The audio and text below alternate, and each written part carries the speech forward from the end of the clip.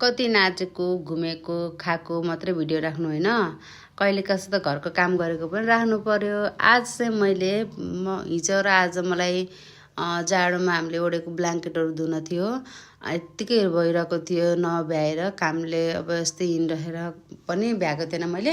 अनि त्यही भएर आज चाहिँ म एउटा दिदीलाई बोलाएर म र दिदी भएर मिलेर धुँदैछौँ। एक्लै त गाह्रो नै हुन्छ, यति भारी हुन्छ यो। अनि दिदीलाई बोलाएर दुईजनाले मिलेर हामीले धोयौँ। यति गरुङ्गो भएको के गर्नु, यति थकै लागेछ अहिले काम गरेर सकेपछि। अनि एकैछिन धोइधाइ गरेर मैले डलहरू पनि धोएँ। अनि त्यसपछि डलर धोइसकेपछि मैले मेरो फुलबारीहरू देखाउँदैछु। काम गरेको पनि कहिले कसो राख्नुपर्छ क्या होइन, खाएको घुमेको नाचेको मात्रै कति राख्नु, काम पनि गर्छु नि त मैले।